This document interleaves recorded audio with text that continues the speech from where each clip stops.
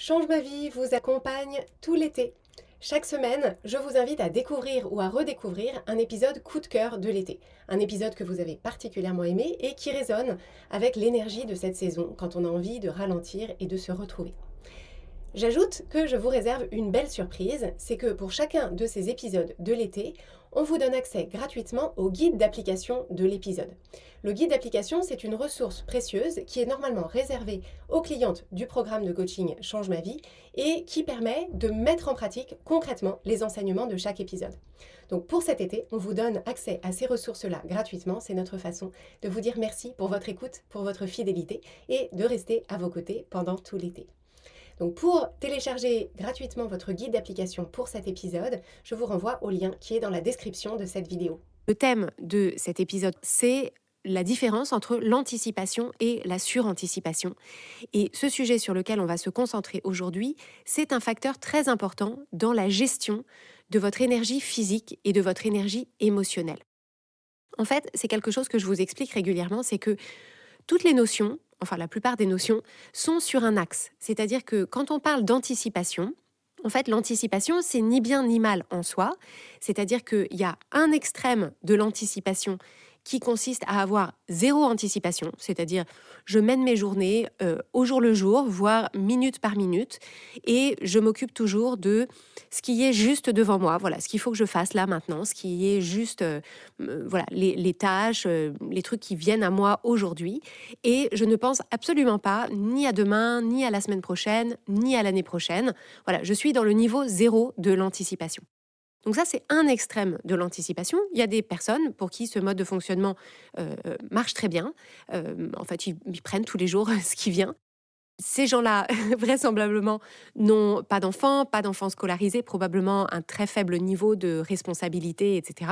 Et ça n'est donc pas tellement souhaitable pour les personnes qui ont envie de construire des choses dans leur vie, qui ont des responsabilités, qui s'occupent d'autres personnes, que ce soit leurs ascendants, leurs descendants, qui veulent... Voilà, il y a quand même un niveau d'anticipation qui est nécessaire pour pouvoir gérer nos ressources de la journée qu'on est en train de vivre, pour à la fois vivre la journée qu'on est en train de vivre, mais aussi préparer, anticiper, s'organiser pour la suite et le futur. En revanche, de l'autre côté de l'extrême sur cet axe, il y a cette idée de suranticipation, et c'est là-dessus que je veux qu'on se penche aujourd'hui, parce que il y a un niveau d'anticipation qui est excessif. Et donc en fait, ce niveau d'anticipation qui est excessif, ça consiste à vivre la journée d'aujourd'hui en essayant à la fois de vivre la journée d'aujourd'hui, mais en essayant aussi de régler tous les problèmes qui pourront se présenter demain, après-demain, la semaine prochaine, le mois prochain, l'année prochaine et peut-être même dans 10 ans. Donc en fait, c'est cette charge qu'on se met à nous-mêmes pour régler tous les problèmes possibles et imaginables dès aujourd'hui, pour tout organiser pour la suite dès aujourd'hui, et ça, c'est absolument épuisant. Et donc, si vous vous reconnaissez dans cette tendance à la suranticipation, en fait, l'enjeu, c'est d'arriver à placer le curseur au bon endroit pour vous. C'est-à-dire que zéro anticipation, à mon sens, ça n'est pas souhaitable, mais essayer de trop anticiper des choses qui ne sont pas anticipables et qui, en fait, vous surchargent aujourd'hui et vous empêchent de vivre aujourd'hui une journée qui soit sereine, avec du temps pour profiter, pour vivre des bons moments, etc., ça n'est pas souhaitable non plus. Donc, si vous écoutez Change ma vie, je fais le pari que vous êtes effectivement plus du côté suranticipation que du côté sous-anticipation. Donc, c'est vraiment de ça qu'on parle aujourd'hui. Et en fait, ce qu'on peut constater, c'est que si vous avez une tendance à la suranticipation, donc si vous avez tendance à beaucoup vous inquiéter, à beaucoup ressentir d'anxiété, à essayer de tout prévoir, de tout organiser à l'avance, etc., et que vous en souffrez, le conseil qu'on vous donne sans doute habituellement, c'est de lâcher prise. On vous dit mais attends, mais c'est pas grave, mais attends, mais c'est pas, t'inquiète pas de ça aujourd'hui, mais lâche, c'est bon, profite, ralentis, etc.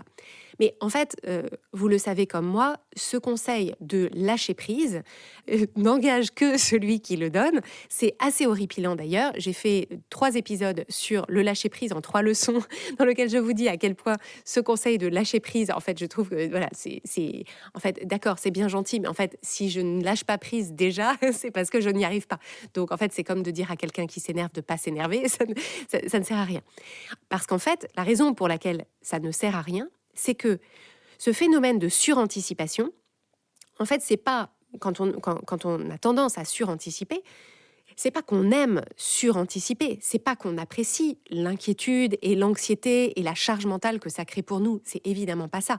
En réalité, la suranticipation, elle vient d'une émotion de peur qu'on ressent, qui est la peur de danger futur ou plus simplement d'inconfort futur.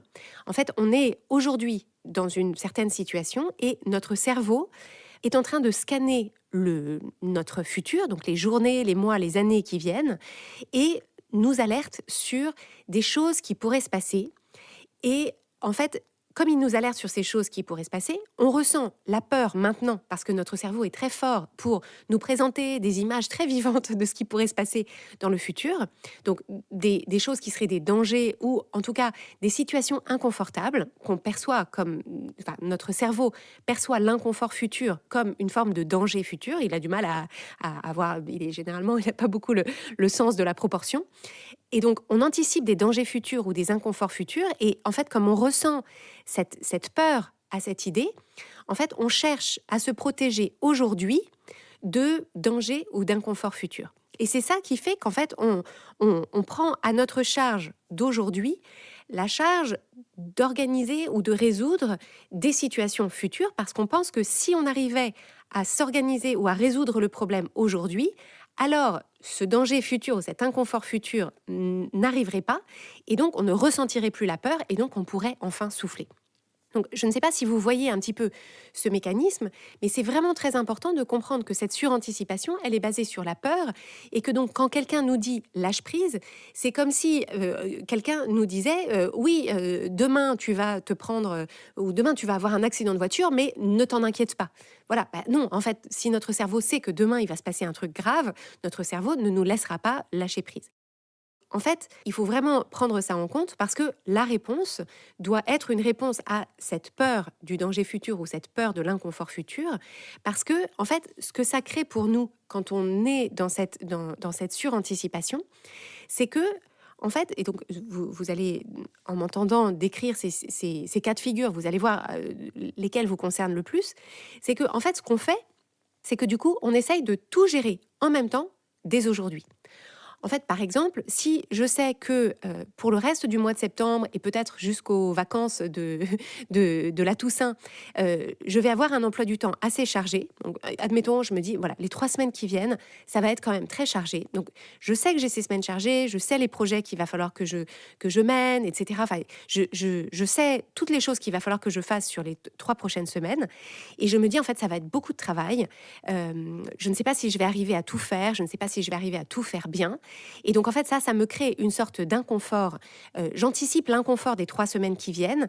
Et du coup, j'essaye aujourd'hui de faire tout le travail que j'aurai à faire sur les 3 semaines qui viennent. Et donc ça veut dire que je commence quelque chose, mais qu'en même temps, tout en faisant ça, je me dis oui, mais il va y avoir ça à faire et il va y avoir ça à faire. Et donc, en fait, j'essaye de tout tenir dans ma tête. Parfois, je démarre toutes ces choses-là en parallèle, parce qu'en fait, j'ai tellement envie d'avoir déjà fait tout le travail des 3 semaines qui viennent. Donc, je me surcharge, je suis débordée, je pars dans tous les sens, et donc je m'éparpille, et donc c'est inefficace. Donc ça, c'est une façon dont ça se traduit, c'est essayer de tout gérer en même temps et dès aujourd'hui. Une autre façon dont la suranticipation se traduit, c'est qu'en fait, ça nous conduit à partir en spirale sur des scénarios hypothétiques, alors qu'en fait, on n'a pas encore les informations sur ces scénarios hypothétiques. Et donc ça crée beaucoup de rumination, d'anxiété, qui, en fait, on essaye de maintenir dans notre tête tout un tas de scénarios hypothétiques, alors que, en fait, on n'a pas encore les informations.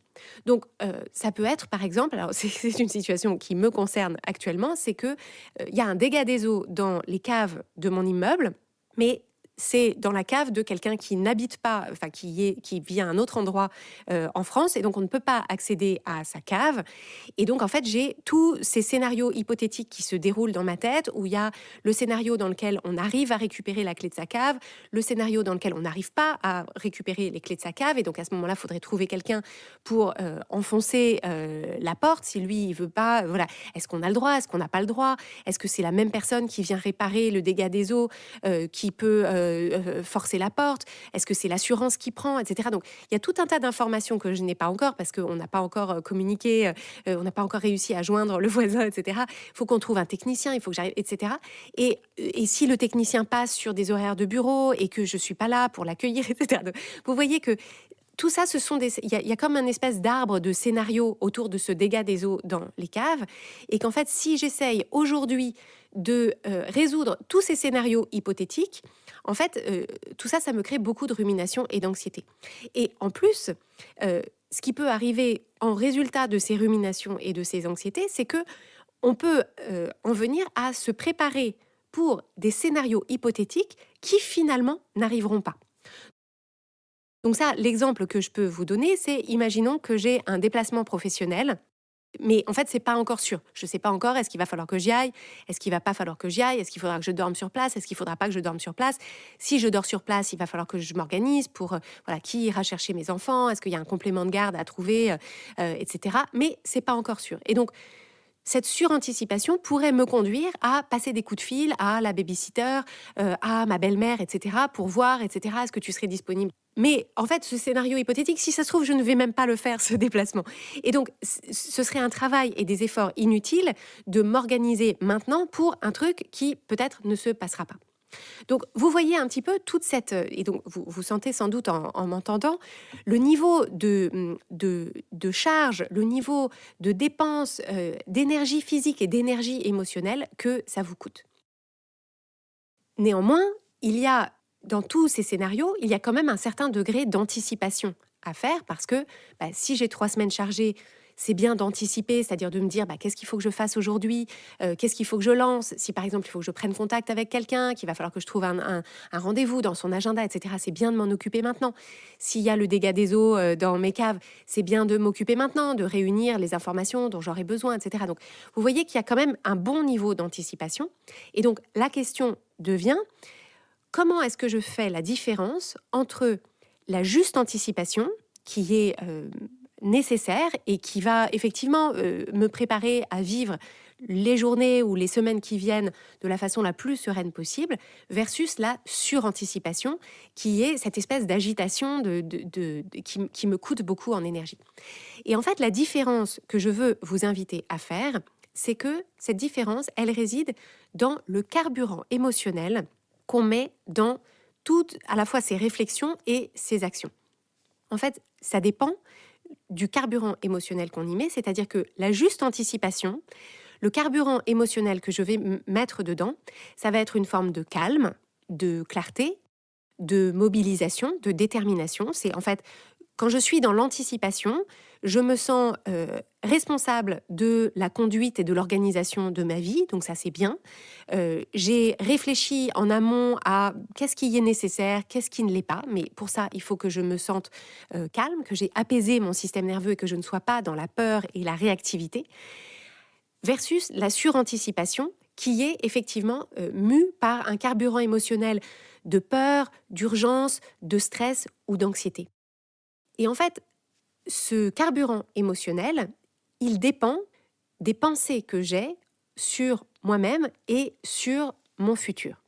Et donc, en fait, c'est vraiment ça que je vais vous inviter à considérer, c'est que pour pouvoir placer le curseur au bon endroit entre l'anticipation, le juste niveau d'anticipation, mais ne pas aller dans la suranticipation, ce qu'il faut nourrir dans votre quotidien, c'est ce carburant émotionnel de vous sentir ancré dans votre journée, ancré dans vos ressources et calme et clair. Et en fait, ça nécessite d'avoir des outils qui vous permettent de repérer quand vous partez en spirale de suranticipation, de repérer quand vous êtes animé par la peur et que votre système nerveux est activé et que du coup, vous n'arrivez plus à réfléchir clairement. Et donc ça, c'est vraiment très important. Ce qui permet de faire ça, c'est d'apprendre 2 choses. D'abord, il faut apprendre à apprécier sa vie et son quotidien, alors même qu'on a dans notre vie des choses qui ne sont pas résolues, qui ne sont pas faites et qui sont incertaines. En fait, on a vraiment besoin, en tant qu'adulte, d'apprendre à trouver du plaisir, à trouver du calme, à trouver de la paix et à s'accorder du repos dans nos journées, alors même qu'une partie de nous sait qu'il va y avoir encore des choses à faire demain, des choses à régler, des problèmes, des trucs à faire, des trucs compliqués, des trucs incertains. Et ça, en fait, trouver ce confort dans cet inconfort, c'est une clé très importante parce que ça permet en fait d'adopter ce proverbe qui en réalité est un extrait de la Bible, il se trouve. En faisant des recherches, j'ai vu ça. C'est quelque chose qui me vient assez souvent, c'est cette phrase « à chaque jour suffit sa peine ». En fait, alors il se trouve que c'est une phrase biblique, mais pour moi c'est une phrase de sagesse et de bon sens. C'est en fait le fait de se dire « je ne vais pas pouvoir tout faire aujourd'hui ». Et donc, je ne peux faire aujourd'hui que ce que je peux faire aujourd'hui et je vais m'autoriser à ressentir du plaisir, à me reposer, à m'occuper de moi aujourd'hui. Et je vais garder pour demain et pour la suite une dose de ce travail, une dose de cette charge. Je n'ai pas besoin de résoudre tous les problèmes maintenant et d'ailleurs, je ne peux pas résoudre tous les problèmes maintenant. Donc en fait, c'est vraiment cette idée d'arriver à s'accorder quand même un espace de paix, un espace de plaisir et un espace de repos dans nos journées, tout en sachant que demain, il y aura plus à faire. Donc ça, c'est une première chose. Mais il y a une autre chose que je veux vraiment souligner, c'est que pour arriver à trouver le juste niveau d'anticipation et ne pas partir dans la suranticipation, en réalité, ça repose beaucoup dans la confiance que vous vous faites pour être en mesure de gérer les choses plus tard. C'est-à-dire qu'en fait, quand vous vous dites à chaque jour suffit sa peine et aujourd'hui je vais régler des choses mais demain j'en réglerai d'autres, c'est est-ce que vous vous faites confiance effectivement pour que quand la journée de demain viendra, vous sachiez effectivement gérer les choses. Et donc ça, c'est cette confiance-là qu'il faut vraiment nourrir. Parce que si vous vous dites, en fait, demain, je ne pense pas que je serai capable de gérer les choses, à ce moment-là, vous allez essayer de tout gérer aujourd'hui. Donc, vous faire confiance pour être en mesure de gérer les choses demain, au fur et à mesure qu'elles arrivent, et puis après-demain et les jours d'après. Il faut aussi nourrir votre confiance pour gérer les problèmes s'ils surviennent en faisant face aux émotions que vous ressentirez et en régulant ces émotions-là. Parce qu'en réalité, quand on anticipe des problèmes futurs ou des inconforts futurs, en réalité, ce qu'on craint, ce sont les émotions de stress, les émotions de déception, les émotions de débordement qu'on pourra ressentir dans le futur. Et donc, la question, c'est est-ce que vous avez des outils de régulation de vos émotions aujourd'hui dont vous savez très bien qu'ils vous seront utiles demain s'il y a un imprévu, s'il y a quelque chose qui survient, qui chamboule votre emploi du temps, etc. Et la troisième chose pour laquelle il faut que vous appreniez à vous faire confiance, c'est de rester dans votre équipe si les choses vont de travers. Parce qu'en fait, on a une forte tendance, quand on est quelqu'un qui aime être organisé, avoir les choses qui sont bien prévues, bien planifiées, avoir bien anticipé les choses, c'est que, bien sûr, on ne peut pas tout anticiper, on ne peut pas tout organiser, donc il y aura forcément des choses qui se passeront de travers. Mais si on a l'habitude, quand les choses vont de travers, si on a l'habitude d'avoir un discours envers soi-même accusateur de honte, de blâme, et où en fait on s'en veut énormément et on se dit « Ah là là, mais quelle quiche, mais t'aurais dû penser à ça, mais évidemment, mais c'était tellement sûr que... Mais à quoi tu pensais et pourquoi t'as pas fait ça, etc. » Si on a peur aujourd'hui de notre jugement envers nous-mêmes et de nos accusations envers nous-mêmes dans le futur si ça se passe de travers, ça aussi, ça nourrit notre espèce de nos efforts désespérés pour tout anticiper, parce qu'on se dit, c'est un petit peu comme si on avait un manager toxique, où en fait on se dit, il faut surtout que je fasse aucune erreur, parce que si je fais une erreur et qu'il s'en aperçoit, il va me passer un savon mémorable. Et donc en fait, si vous êtes ce manager toxique, vous entretenez avec vous-même cette espèce de pression énorme que vous vous mettez pour tout faire bien, parce que sinon, vous allez vous en vouloir énormément et vous allez vous traiter de tous les noms. Vraiment, cet élément de confiance, si vous avez une tendance à la suranticipation, je vous enjoins de travailler là-dessus, vous faire confiance pour savoir gérer les choses au fur et à mesure qu'elles arrivent, réguler vos émotions au fur et à mesure que vous les ressentez et rester dans votre équipe si ça se passe de travers. Et tout ça est vraiment complètement en lien avec l'épuisement puisque cette suranticipation, si vous la ressentez, eh bien vous ressentez la charge mentale énorme que ça crée pour vous, la pression que vous vous mettez, cette agitation où vous partez dans tous les sens et surtout cette incapacité à vous reposer puisque quand on est dans la suranticipation, il y a toujours quelque chose de plus à faire puisqu'il y a toujours un scénario hypothétique futur auquel vous pourriez dans votre esprit et dans ce mécanisme de suranticipation auquel vous pourriez être en train de vous préparer. Donc j'espère vous avoir apporté des clés utiles pour apprendre à bien placer ce curseur parce que mon souhait pour vous, c'est que vous puissiez aborder vos journées en vous disant j'ai anticipé les choses qu'il était juste et sage pour moi d'anticiper aujourd'hui, mais je ne peux faire aujourd'hui que ce que je peux faire aujourd'hui et je me fais confiance pour gérer demain ce qui arrivera demain.